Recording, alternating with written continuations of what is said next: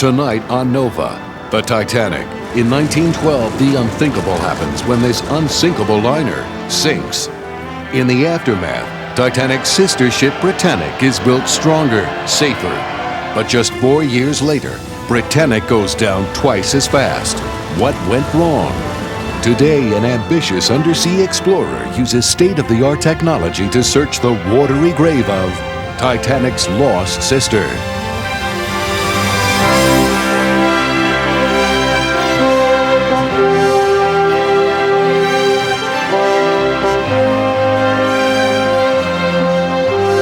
Nova is funded by Prudential.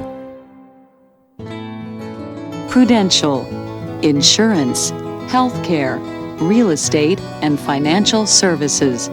For more than a century, bringing strength and stability to America's families. And by Merck. Merck, pharmaceutical research. Dedicated to preventing disease and improving health. Merck, committed to bringing out the best in medicine. The Corporation for Public Broadcasting and viewers like you.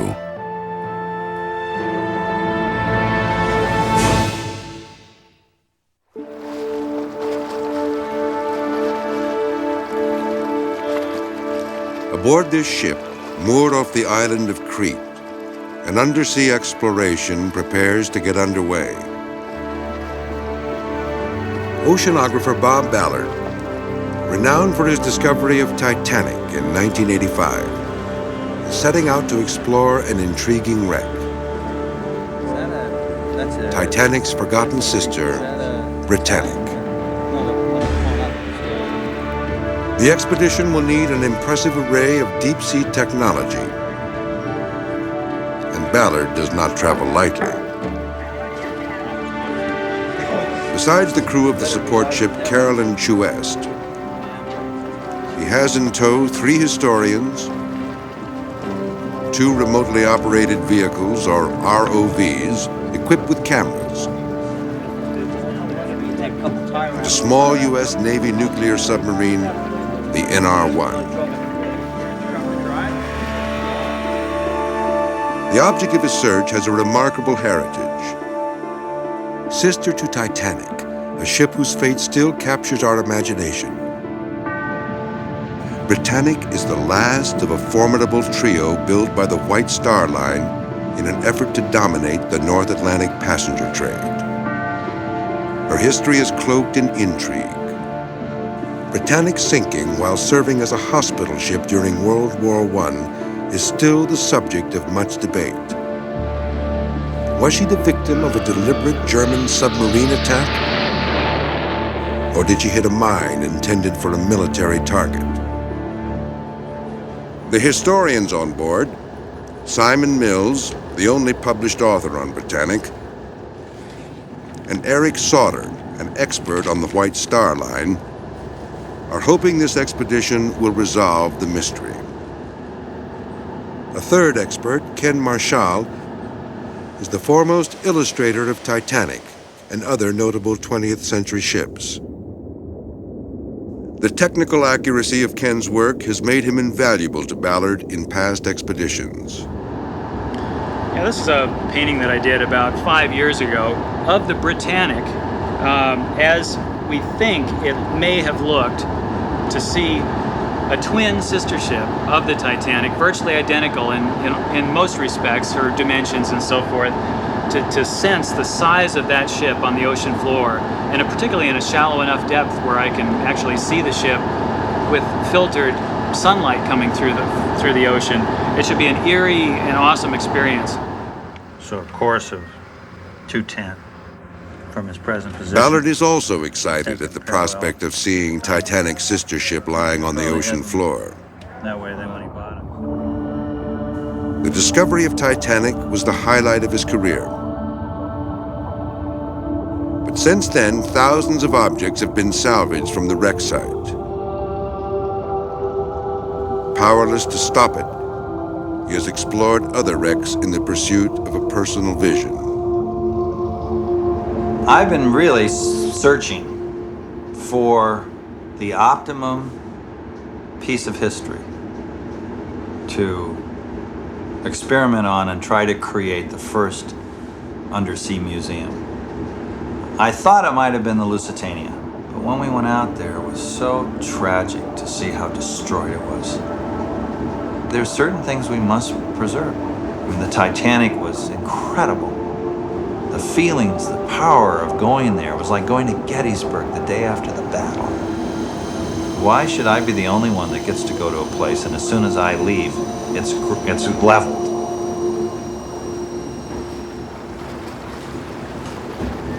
That's what's really brought me here to the Britannic. It has not been pillaged. In very few years, the technology will make it possible for people in the luxury of their homes on the information highway to visit this site live. I would love to protect this ship, set it aside, and let people visit it. And I'm gonna do it. I'm gonna give it my best shot. Ballard is gambling that after 80 years underwater, Britannic will be in good enough condition to display as the first undersea museum. Before he can determine that, he and David Olivier, the commander of the NR-1, must first locate the wreck. Then your divers in the water.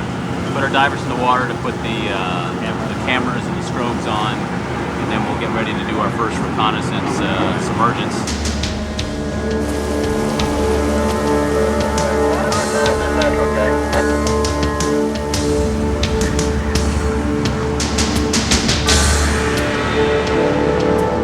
The NR-1 and the Caroline Chouest make their way to the Kea Channel.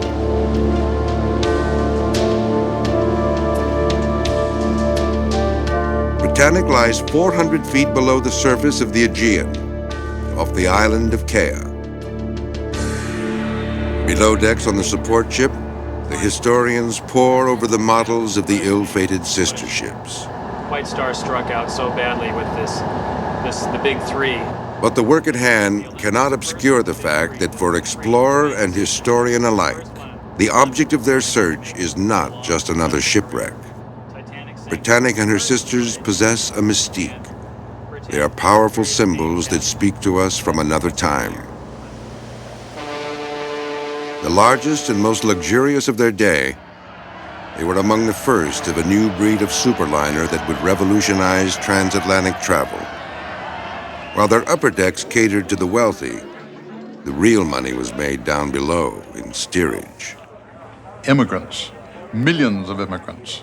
By 1905 was the first million-passenger year for the North Atlantic liners, wanted to get from the old world to the new. And the only way they could go was by sea, and that accounts for two things. First, the enormous number of ocean liners that were built for the North Atlantic, and second, their incredible size.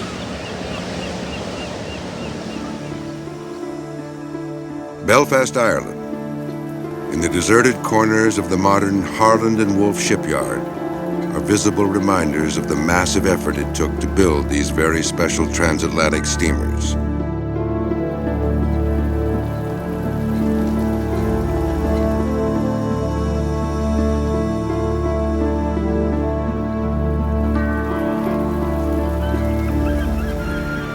The pride of the White Star Line, Olympic, first of the class. Legendary Titanic. And lastly, Britannic, the forgotten sister. The magnificent interiors of these ships have either been lost to the ocean depths or dismantled. This room is all that remains. We're in the White Swan Hotel in the interior of the lounge of the Olympic. It's all that we have left from her. There are bits and pieces of her all over England, but perhaps nothing quite as lovely as the lounge. And it's a splendid reminder of those fabulous days of 1911, 1912, before the war, before all these wonderful ships were swept away. A gilded era. Despite the attention lavished on decor, It was also an era of technological innovation. Perhaps Harland and Wolff's greatest accomplishment was the simultaneous construction of Olympic and Titanic in just 4 years. At the time of their launching, their unprecedented size and luxury made headlines. But as we recall their story today, it was the failure of their innovative safety systems that captures our interest. The Olympic-class ships were designed with 15 transverse bulkheads extending above the waterline, creating 16 compartments separated by massive watertight doors. In the event of flooding, the captain could instantly close those doors from the bridge by means of an electric switch. An innovative backup system allowed the doors to be closed both manually and by a float mechanism. Damage could be sustained to any 2 adjoining compartments, or the first 4 starting at the bow, without endangering the ship. This system of safety features would prompt the most reputable of British shipbuilding magazines to call the Olympic class practically unsinkable. That word unsinkable came actually from the great Bible of the British shipping industry called the Shipbuilder and Marine Engine Builder. This was the great journal of shipping that every new ship appeared in, and lengthy articles were written about the ship and all the safety systems. And in this article, they talked about the watertight compartments, which every ship had, and it said if these doors were closed, it would render the ship practically unsinkable. Fair enough. Well, somebody grabbed unsinkable, not the White Star Line, out of that report and circulated it on both sides of the Atlantic as though Titanic were unsinkable. It was an unfortunate label. As Britannic's keel was laid in Belfast, the greatest maritime disaster of this century would claim Titanic, and in the same moment alter Britannic's fate. Titanic collided with an iceberg on her maiden voyage and sank in less than 3 hours, taking some 1,500 souls with her, and making the limitation of her much-touted safety features tragically clear. The iceberg came through here, started scraping along, scraping off rivet heads, buckling the plates, tearing the seams apart. Not a big gash like a can opener, but just a scraping that buckled the plates in, and went from here for about 240 feet or so aft, 2 feet into the coal bunker of boiler room number 5. The bow started to sink. The water eventually, inevitably, came up over that bulkhead and flowed into the next compartment and into the next, and it was just a mathematical certainty, plain and simple. No matter how you sliced it, the ship's going down. Titanic was doomed. But why the staggering loss of life? The time it took for the ship to sink should have allowed ample opportunity to evacuate all on board. The disaster reached epic proportion because of a bureaucratic oversight. The Olympic-class ships had far too few lifeboats due to outdated Board of Trade regulations. The regulations had been written in 1894, when the largest ship afloat was considerably smaller than Titanic. Of the more than 2,000 passengers and crew on board, only 705 would survive. The disaster stunned the world. White Star immediately recalled Olympic from service and halted construction on Britannic. Harland and Wolff set about correcting every flaw that might have contributed to Titanic's demise. In the case of the Britannic, that was fairly easy to do because the ship had not advanced very far in terms of its construction. In the case of the Olympic, the reconstruction was so extensive that it took the ship out of service for 6 months. The safety features of these 2 ships were completely overhauled. They were fitted with an inner skin that ran the length of the boiler and engine room compartments. 5 of the bulkheads were extended up as far as the bridge deck. These precautions would allow both ships to float with 6 compartments flooded, 2 more than Titanic. Belfast, February 1914. Britannic is finally launched. The new passenger liner was hailed by the shipping line and the builders to be as perfect a specimen of man's creative power as is possible to conceive. As the Britannic slid down the ways, a cataclysm was just around the corner, a war that would engulf not only Europe, but the world. Even as the last of her grand interiors were being installed, Britannic was requisitioned by the British Admiralty and transformed into a hospital ship. She completed 5 successful missions to the Mediterranean theater of war before sinking mysteriously on her 6th outbound voyage. Today, she lies at the bottom of a sea she was never intended to sail, a casualty of war, her mysteries as yet unsolved.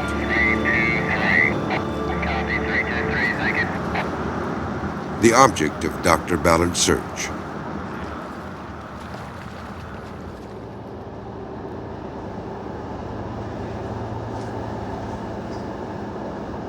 Tomorrow, Ballard will make his first dive on the Britannic. Well, we're at the end of the first day, and we're transiting north from Crete, from this subbase we just left. And sometime tomorrow morning we'll arrive on scene. The ship was traveling northeast. It struck something, whether there was a torpedo or a mine. The captain immediately began to try to save his ship and beach it, so he began a quick turn to starboard and heading back to Kea, but before he got to the beach, he sank right there. This is where the British say they were sunk, and this is where Cousteau 20 years ago said he actually found the ship, so obviously we believe his position more. In 1975, Jacques Cousteau made the first search for the Britannic. His discovery of the wreck was complicated by misleading coordinates reported by the British Admiralty in 1916, which were off by 8 miles. Yet another mystery surrounding this enigmatic ship. But we've got to relocate it. We don't know exactly where it is. So the first and foremost, we'll transit over from the support ship, get in the sub, and go down and find it.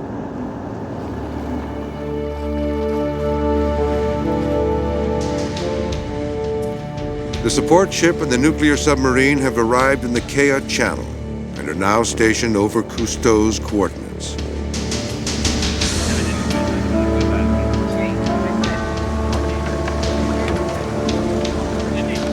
Ballard boards the NR-1 for the first exploratory dive to locate the Britannic.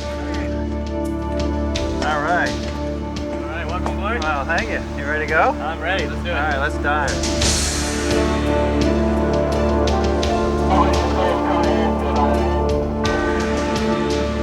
The NR-1 is a one-of-a-kind submarine, a U.S. Navy ship designed to conduct scientific research and covert missions. Like all other U.S. submarines, the NR-1 has many secrets. Yeah, I just figured. What the Navy will acknowledge is a diving depth of 3,000 feet Range of it now. and a submerged speed of 3.5 knots. Prepare to submerge.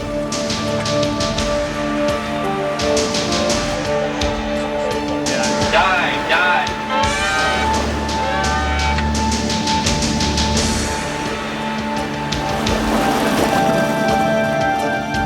The NR-1 is only 12.5 feet in diameter and 145 feet long, half the length of a Navy attack submarine. 2/3 of that space houses its nuclear power plant. The crew of 11 works, eats, and sleeps in the remaining 1/3.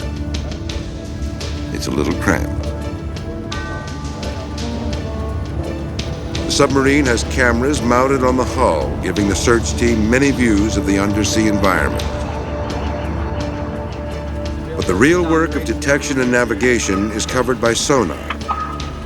NR-1's deep submergence obstacle avoidance sonar has a classified range and frequency. Ballard hopes that if the Britannic is even close to this last reported position, this powerful sonar will detect it quickly.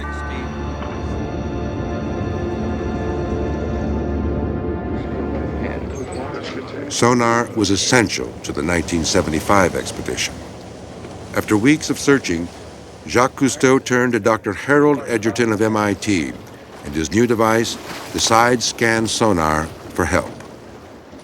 Edgerton discovered that by transmitting the sound pulse toward the ocean floor at an oblique angle rather than straight down as conventional sonar does, the signal would reveal much more detail about the ocean floor and anything that might lay on it. With the British Admiralty's coordinates so far off Britannic's true position, Cousteau may never have located the wreck without Edgerton's device. Side-scan sonar allowed Cousteau to locate Britannic and revolutionized underwater exploration.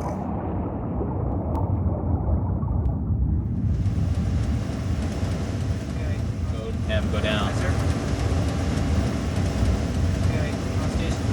Over an hour into the dive, and still no trace of the ship. This is an expanded display of that cursor bar. Right. We'll wait for a new there. That's the ship. The sonar has locked on Britannic. This looks like the rudder and propellers right there. That's a sweep of the hull. That would be the bottom. That would be the superstructure. So it looks like we're coming in on the stern. Okay. You're coming in this way. You're coming in from the northeast. Right. That sounds right. And then we'll see whether we see a bow or a propeller. Yeah. That'll tell us. But it looks like it's believable. Thank you, Mr. Cousteau. Captain. These ghostly black and white images from the NR-1's cameras offer a tantalizing first look at this once proud Leviathan.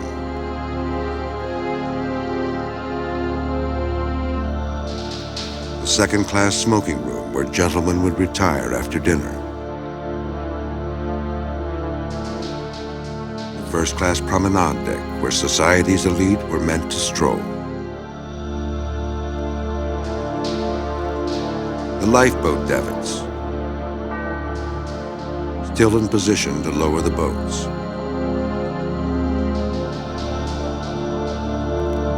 The individual images are promising, but they fail to give Ballard the overview necessary for an accurate picture of the ship's condition. For that, he will rely on the modern version of Dr. Edgerton's side-scan sonar.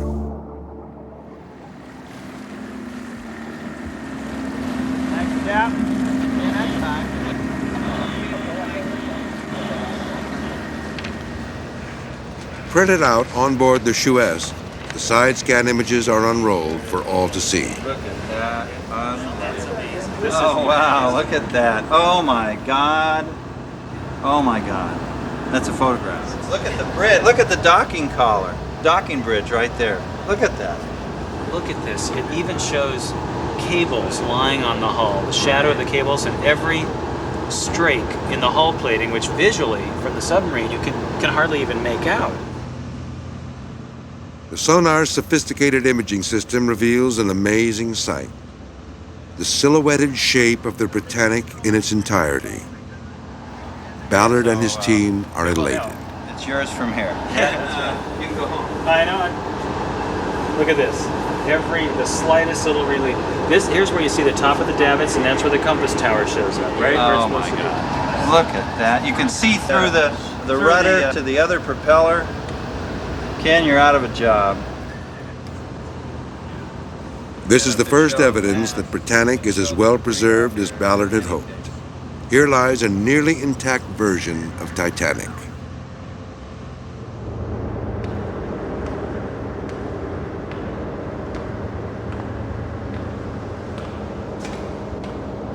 Let's talk about what we're going to do next. So I would like to just get the NR1 in position and go and image it for a while. Put the NR1 down and approach it, and then try to move down into the boat deck area, on that boat deck. No, these davits are here, though. These davits are here. A problem. You don't want to get. You want to sort of. I'd like to be above the vehicle down and hold it. Tomorrow, Ballard will return to the wreck with the remotely operated camera platforms for the first in-depth photographic survey of Britannic. Lower, but I don't. The colored images of this once majestic ship should reveal a moment frozen in time. The moment of Britannic's sinking. It was 1916. Fighting had spread from the trenches of Belgium and France to the Mediterranean. The struggle to control the Straits of the Dardanelles, a narrow passage linking the Aegean with the Black Sea, would claim tens of thousands of lives. As the tide of wounded swelled, the British Admiralty was faced with the task of transporting them back to England. The ships that had been requisitioned for use, mainly Union Castle ships, were not providing adequate space to remove the sick and wounded. The whole system, actually, in the Eastern Mediterranean was on the verge of breaking down. You have these 6,000 or 8,000 ton ships and literally thousands of casualties occurring during the course of a given week. So within a very short time, the largest ships available, Aquitania, Mauretania, and Britannic, are placed into hospital ship service. On Britannic's return trips to England filled with wounded, every minute was devoted to patients. But on her outbound journeys, the medical staff had little to do, leaving time to enjoy the amenities of a first-class cruise. The sixth outbound journey started no differently. As they entered the Kea Channel, the mood was relaxed. But a dangerous and unpredictable threat lurked beneath the sea. The submarine. U-boats could strike without warning.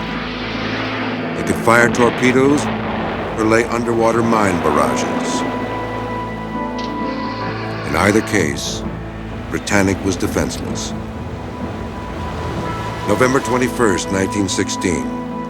At 8 a.m., the medical staff had just sat down to breakfast when, without warning, there was a shudder that went through the ship. That's the way Sheila Mitchell described it. And she said that everybody froze. Britannic had been hit.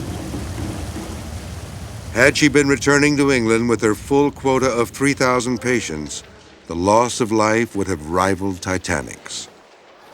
But thanks to the efficient lifeboat system installed after Titanic's sinking, most on board would escape. Sheila Mitchell, a nurse on the Britannic, was interviewed by Jacques Cousteau. Everybody's heart was in their mouths. When she was turning, of course, I was thinking, oh, my trunks will be sliding under the other girl's bed. And all the oranges and lemons I bought in Naples will be on the floor. And where is my clock? You know, things like that. The speed with which Britannic sank is one of her great mysteries.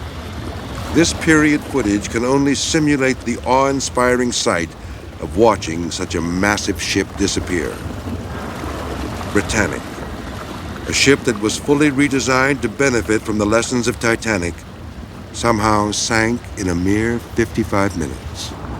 The Britannic was in the very early stages of her construction when the Titanic sank. They stopped the construction and rethought everything in order to make Britannic really, really safe. And they learned from the Titanic. They made the bulkheads much, much higher. They gave her a complete double hull, a double skin, so that it just covered all the bases. And here she went down in less than an hour. For Simon Mills and Eric Sauter, the bigger mystery surrounds the cause of the initial explosion. A mine or a torpedo? At the time of the sinking, everybody thought it was a torpedo. It had to be. You know, they were at war. The Germans, the filthy Hun, they wanted to sort of sink this ship. It was a powerful competitor after the war. They had to sink it, and torpedo was the only way to do it. As time went by, it wasn't quite so clear-cut. Even the English officer carrying out the inquiry decided that there was no definite evidence one way or the other to say mine or torpedo.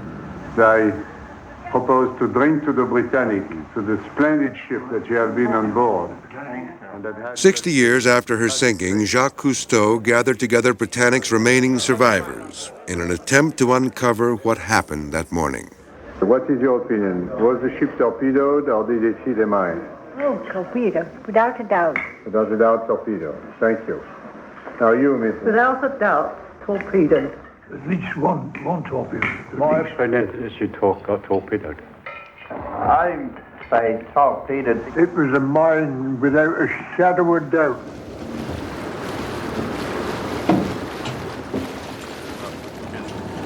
So that way we don't have to do anything. We just get out of their way, they come in underneath us and reposition their chin on that. The next and most difficult phase of the expedition will attempt to solve these mysteries. It will be the first joint operation involving the support ship, the ROVs, and the NR-1s. What do you think her turning radius was? Couldn't tell you. She couldn't turn by the rudder because she was disabled. She had to turn by the screws. So in fact, she probably turned in quite a tight area, I would think. Ballard has promised the historians that he will try to explore the area where the explosion occurred. If the ROVs can maneuver into the damaged area, the hidden recesses of the gash might provide clues to Britannic's mysterious explosion and rapid sinking.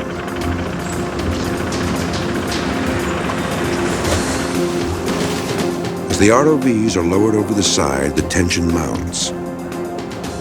The NR-1 is in position, her powerful lights illuminating the wreck. Ballard and his team are in the command station on board the Carolyn Shuest.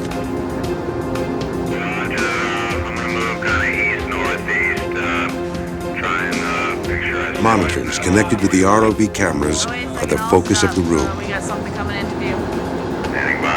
Ballard directs the ROV pilot who controls the depth, direction, and speed of the robot from a distance of more than 300 feet.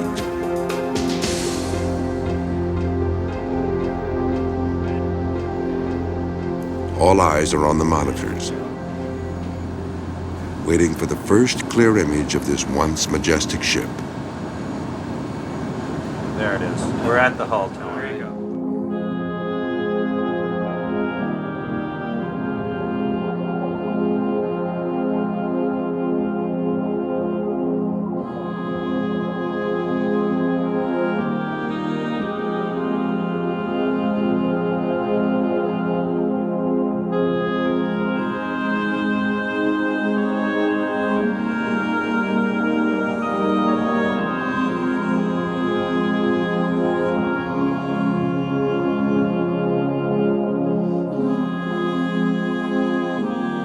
Britannic. Bigger, safer, more luxurious than her sisters, but destined never to carry a paying passenger. Think of the millions and millions of hours labor is put into these ships in Belfast, at Harland and Wolff. Years and years of effort on the part of so many people. Iceberg is one thing, that's an act of God, but to have mankind blow up such a wonderful work, that's a waste.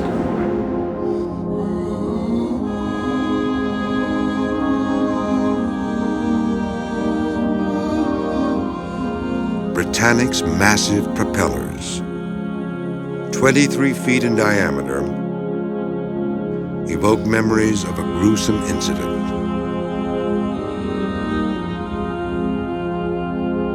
Following the explosion, the ship lay motionless. The captain, isolated on the bridge, was unaware that the crew had already begun to load lifeboats. In a last-ditch effort to save the ship, he gave the order to start up the propellers and head for nearby Kea Island. They wanted to beach the boat where there was sand, the other side of the island. And so the minute we touched the water, she went on, and the propellers were coming up. And turning. At the turning, and at the back it was a whirlpool. The lifeboat in front of me and the one behind were drawn in by the propellers and cut into ribbons. If anybody escaped from those boats, it was because they jumped out and perhaps could swim away. One near casualty of the propeller incident was Nurse Violet Jessup. Her story is remarkable, as one of the few known to survive passage on all three White Star sisters. Violet Jessup, whom I had interviewed for a book, told me that she was not only on the Titanic when it went down. She was also on the Olympic when it had not a very serious accident, but there was a collision in Southampton water. Then the hat trick that she was also on the Britannic as a nurse's aide is extraordinary. Violet told me that she got into a lifeboat which was lowered down, and when it reached the water and was cast loose from the blocks, the descending blocks, she suddenly saw everybody jumping out. So Violet jumped over the side and thought she was going to sink forever, and finally came up and hit the bottom of the lifeboat. Her head fitted as she came up. Then she groped around in the dark, thinking her end was nigh, and found a hand, a man's hand, which she could tell was alive, and they held their hands together and came up to the surface. Leaving the propellers behind, Ballard guides the ROVs toward the bow for the first look at the most dangerous part of the wreck, the jagged gash caused by the explosion. The damage, depicted by Marchal based on Cousteau's accounts, gives Ballard reason for concern. The jagged hull plating could easily sever the ROV's umbilical cord. Keep going. There's the beginning of the gash. So now go left and drive the gash line down to the left. Marchal and Mills have switched to the second ROV monitor for the long-anticipated look at the damaged hull. The images from this ROV, NASA's Voyager, are in stereo, and with the 3D glasses, the two experts can see much more detail. It's huge, it's unbelievable. I think that if it's buckled in and then buckled out, that must have been the impact as it hit the deck. Pivot left, drop right. The bow is buckled off to the starboard side, and we're just seeing that stub toe effect of it. Just the bow buckled in and twisted, and the rest of the ship just bent apart, buckled and collapsed into the sand. So we're seeing this 30, 40 foot wide gap down at the keel level. It looked as if it was at the bilge. It looked about 30 or 40 feet wide. Higher up, yeah. And it can't be the damage actually caused by the minor torpedo, because the ship would have sunk in 5 or 10 minutes with a hole that huge. Yeah. The massive damage caused as Britannic's bow impacted with the ocean floor obscures all traces of the initial hole caused by the explosion. There is no evidence here that can shed more light on the issue of mine versus torpedo, but the gash may hold the answer to a different question. Did Britannic's watertight doors fail to close? A single mine or a torpedo of that era would have damaged no more than 1 or 2 compartments. The watertight doors should have contained the flooding, allowing the ship to float indefinitely. Yet she sank in less than an hour. What went wrong?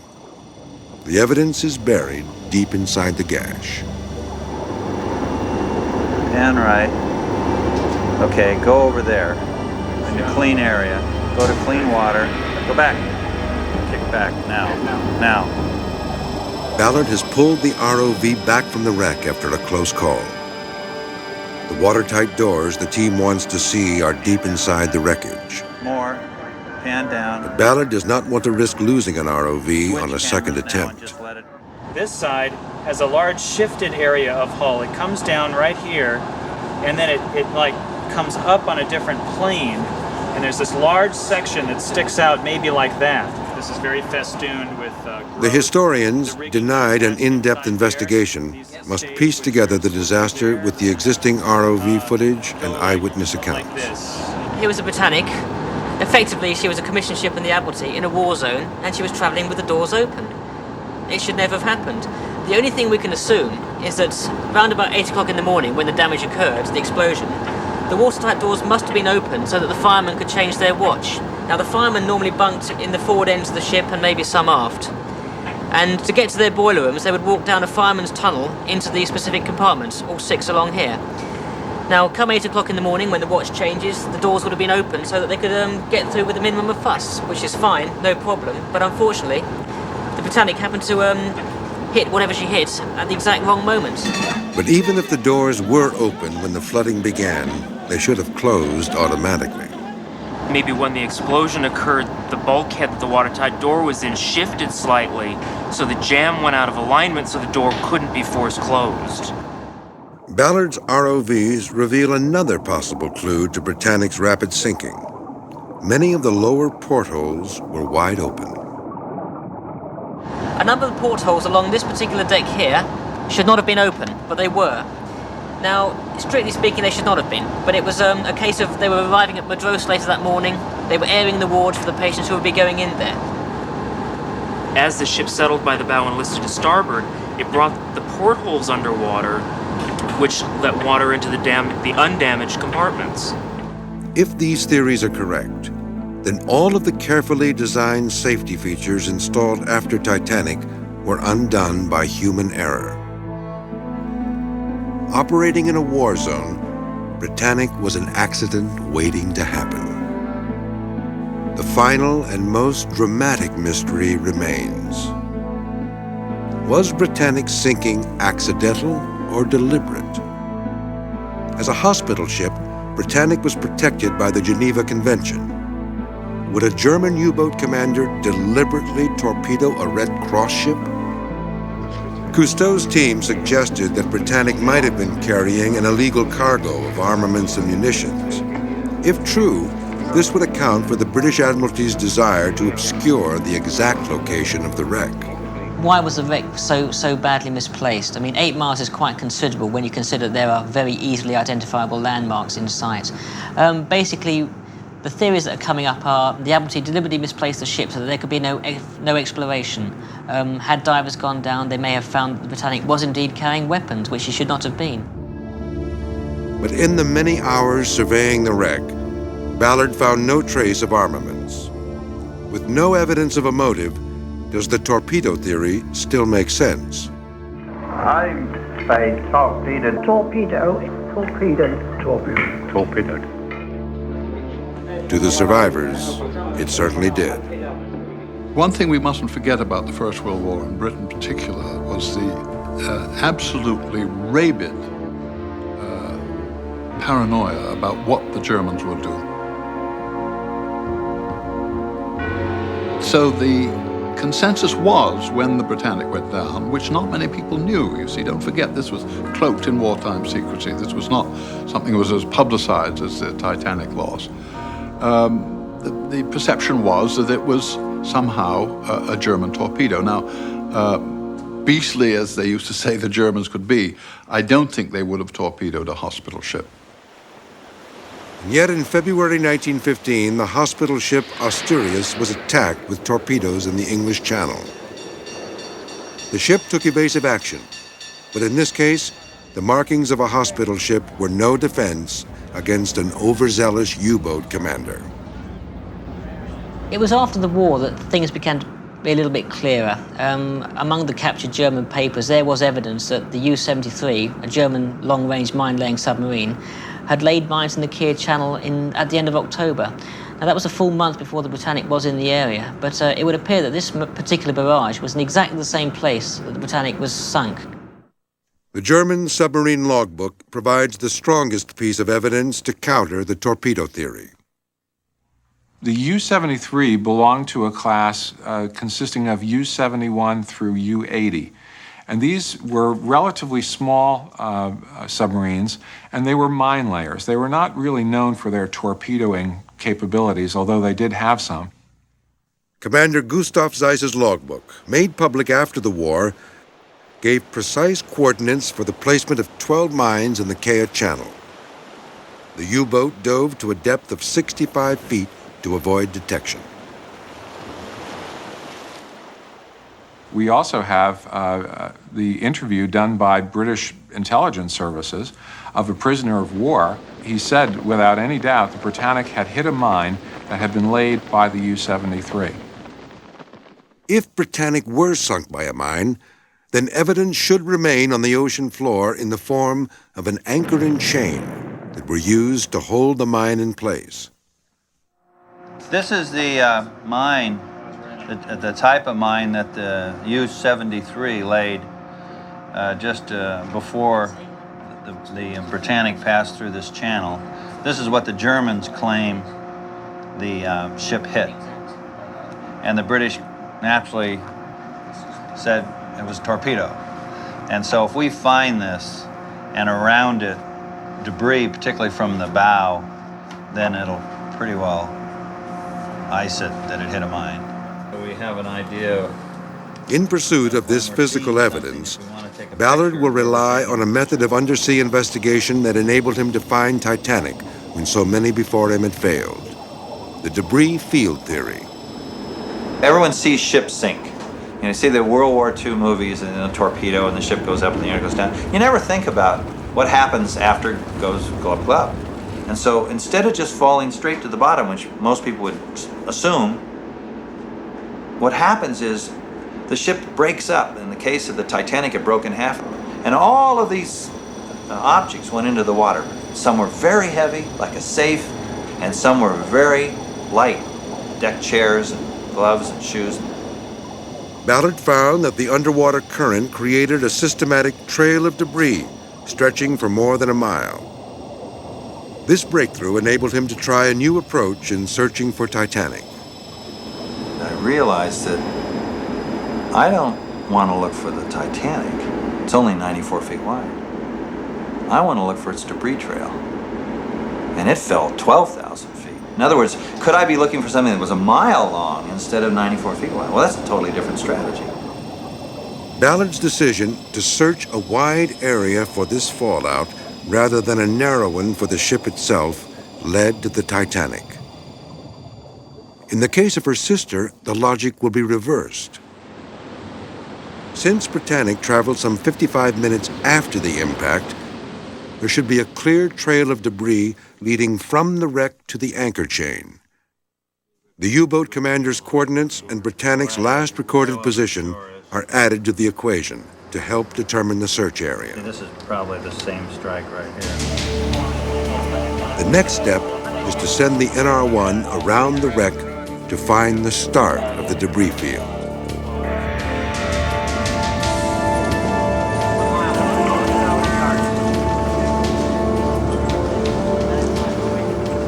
The ROVs are ready to photograph anything the NR-1 might find.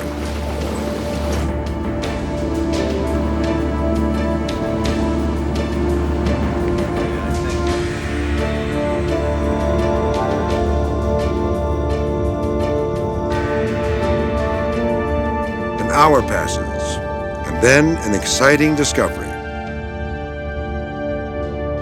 The NR-1 finds Britannic's gigantic funnels virtually intact, strewn in a distinct path leading away from the ship.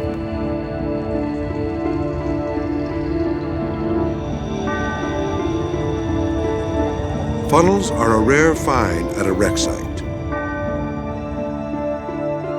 The ship's smokestacks, their enormous size, belie their fragility. Funnels have been known to just be swept away in strong winds and heavy seas sometimes on ships. So they're not like the hull itself. It's really strong, very thin metal. I'm amazed that they're still intact, that they're not corroded away. I'm amazed. Yeah, very rare. 4 Britannic funnels still virtually intact. But are they the start of the debris trail? We looked at these 2, and then we went out and saw a single funnel. If we go back through the, sight along from the center of the wreck to this funnel and this bunch of funnels, and then the next one out there, that would start us on the trail toward the course the ship was taking, and could lead us back through the debris trail to the spot where the mine, we think it was a mine, actually blew up.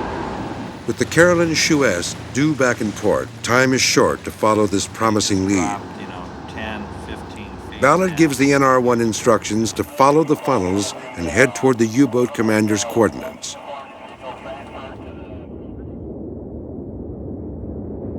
The submarine sets off on what Ballard and his team hope will be the Britannic's debris field. You can see the little squares going this way. The NR-1's cameras are trained on the ocean floor, searching for telltale pieces of hull plating. The hours pass.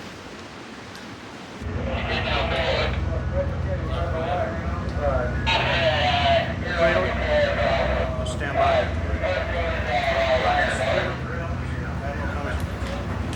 Second target's about 5.5 miles. The NR-1 returns with disappointing news. The search has revealed no trace of an anchor chain. In the command station of the Shuest, the historians review the hours of videotape brought back by the submarine, hoping to find some clue that might have been overlooked. Now there's another one of those cylindrical But see, things. look at this. I mean, you've got a perfectly square, or Maybe it's perfectly rectangular. Maybe it's a flame? It's just like the thing we saw before. All these things, nothing has to do with mines, and nothing has to do really with... Well, that's the interesting thing. We've not found one trace yet of anything to do with the submarine which we know was there. No. We know she laid the mines. We know she laid 2 barrages of 6 mines, and yet all the scans we've done so far indicate nothing at all. To my mind, it's a simple matter of taking a compass and drawing 1 mile radiuses or radii out from the wreck site, and we may be just looking too close to the wreck. I mean, it's got to be at least 2 miles away to the south or to the southwest where these mines were. The only conclusion we can come to is that the German captain, Gustav Seiss, probably got his position wrong. I have a feeling that they're a bit further to the southwest, somewhere down there. No anchor chain, no debris field, and no more time to search. Without conclusive evidence, the question of whether or not Britannic was the victim of a vicious attack or an unlucky casualty must remain open to speculation. But Ballard is far from disappointed. His vision extends beyond this expedition. There's something mystical about a great ship like this. It's sort of like to solve everything is to make it no longer important. No, I'm real happy.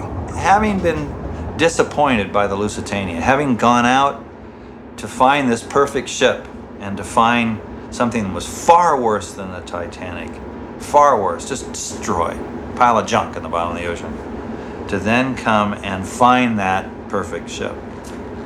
I mean, this is the most perfect ship of this vintage. I mean, certainly sink one tomorrow and it'll look prettier, but this is the most perfect ship I've ever seen. I think the Britannic, when everyone sees how well preserved it is, it'll lead the way, and then I will move into the next phase. Of all the wrecks Ballard has explored, none have offered as much potential for his plan to create an undersea museum as Britannic. In the memory of those who perished in the sinking of the HMHS Britannic, November 21st, 1916, and dedicated to all those who lost their lives in the War of 1914. This commemorative plaque is a point of honor for Ballard, who firmly believes that wreck sites should be left undisturbed. The only mark of his passage will be this token of respect for those who perished here. For all of our technology, the oceans of the world remain largely unexplored. Their dark floors littered with forgotten relics of human history. And even those clues that are brought to light keep a jealous hold on their secrets. If Britannic someday offers us a virtual window into her past, it will be the lure of those secrets that will keep us coming back.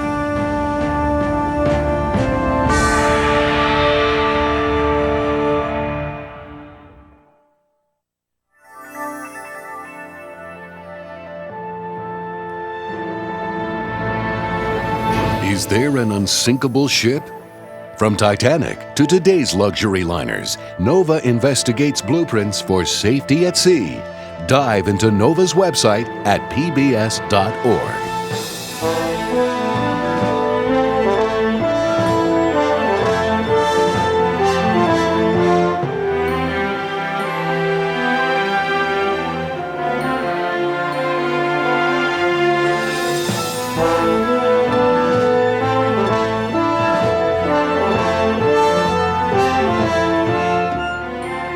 To To order this show for $19.95 plus shipping and handling, call 1-800-255-9424.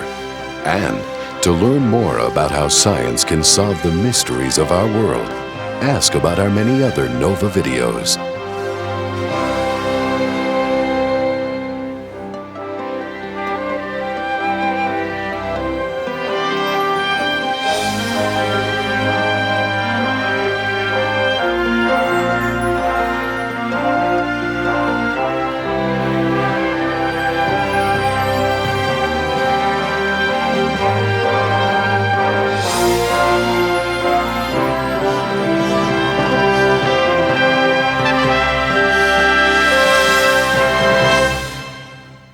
NOVA is a production of WGBH Boston.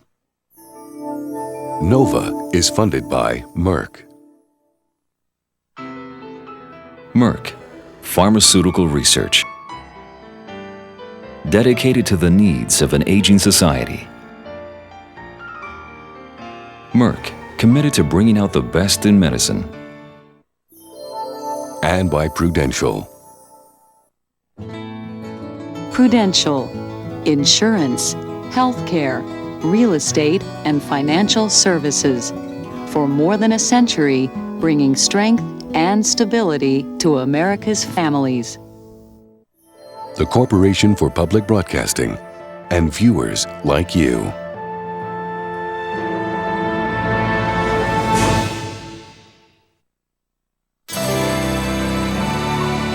This is PBS. Next time on NOVA, a stonemason and an archaeologist travel to Egypt to find out for themselves how the Great Pyramids were built. With an Egyptian crew and ancient methods, they work to solve one of the world's oldest mysteries by reconstructing this old pyramid. Next time on NOVA.